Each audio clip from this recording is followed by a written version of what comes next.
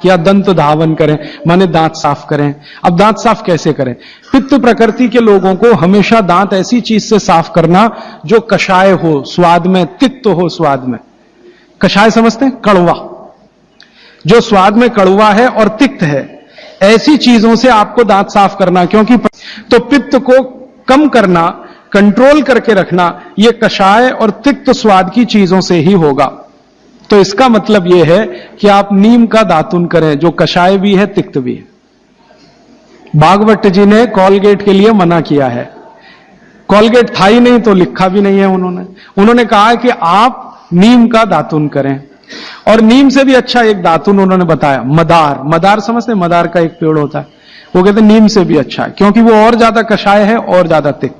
फिर एक है बबूल, फिर एक है अर्जुन। अर्जुन की छाल आपने पिया ना, अर्जुन की दातुन भी होती है। तो ऐसे 12 वृक्ष उन्होंने बताए हैं, नीम है, मदार है, अर्जुन है, फिर ये जो होता है ना आम, बबूल है, आम है, अमरूद है। ऐसे 12 वृक्षों का उन्होंने वर्णन किया है कि इनकी दातुन ही करना, इसके आगे 13वें वृक्ष की नहीं।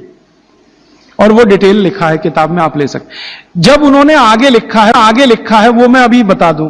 वो ये कहते हैं कि जीवन में जो ऋतु है, ऋतु गर्मी है, फिर सर्दी है, फिर बरसात है, 3 तो मुख्य ऋतुएं हैं, फिर इनकी उप ऋतुएं हैं तो 6 हो जाती हैं, शरद है, शिशिर है, वसंत है। तो मोटा मोटा बता देता हूं, ज्यादा बारीक आपको याद नहीं रहेगा।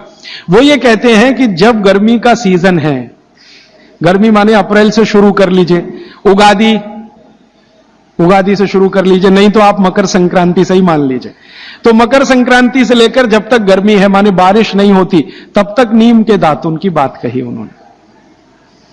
तो इसमें चैत्र भी आएगा, वैशाख भी। अब आप पुरानी चीज जरा देखिए कि हमारे बचपन में हमारी दादी कहती थी कि देख चैत्र का महीना लग गया, नीम के पत्ते खा ले तो अगले 1 साल तक बीमार नहीं पड़ेगा।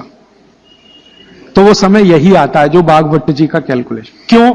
ये जो समय है इसमें पित्त को भड़कने से बचाने में सबसे बड़ी मदद ये करेगा नीम। तो नीम का दातुन, नहीं तो बबूल का दातुन, नहीं तो मदार का दातुन। लेकिन गर्मियों में सबसे अच्छा नीम है। दूसरा सबसे अच्छा बबूल है गर्मियों में।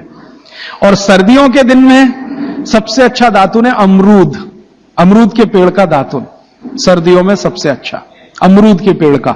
और अमरूद के जैसा ही एक और पेड़ होता है, जामुन का भी दातुन करने का नियम बताया है, लेकिन पता नहीं आप तोड़ पाएंगे कि नहीं, लेकिन अमरूद का आसानी से मिल जाएगा।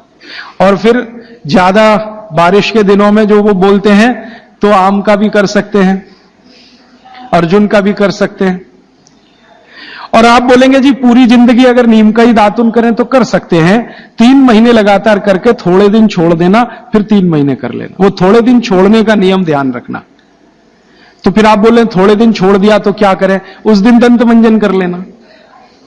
दंत मंजन के लिए वो ये कहते हैं कि आप वो कहते का तेल, और जिस क्षेत्र में रह रहे हैं वहां जो उपलब्ध लवण माने नमक, और जिस क्षेत्र में रह रहे हैं वहां की उपलब्ध हल्दी, ये तीनों मिलाकर आप पाउडर बना के दांत पे घिस सकते हैं। ये बहुत अच्छा दंतमंजन उन्होंने माना। दूसरा दंतमंजन उन्होंने बताया है, गाय के गोबर को सुखाकर जलाएं, उसकी जो राखी है उसमें थोड़ा कपूर मिला दें, थोड़ा सेंधा नमक मिला दें, बहुत अच्छा दंतमंजन। तीसरा वो कहते हैं कि जो त्रिफला चूर्ण, मैंने बार बार आपको बोला त्रिफला चूर्ण है, तो इसको बारीक पीसें। दंतमंजन के लिए बारीक पीसना और खाने के लिए मोटा पीसना। तो बारीक त्रिफला चूर्ण, थोड़ा सेंधा नमक, बस मिला के दांत पे घिसें, तो ये दंतमंजन। ऐसे 8-10 तरह के दंतमंजन है, 12 किस्म की दातुन है। तो आप ये जरूर करें, माने टूथपेस्ट बंद करें।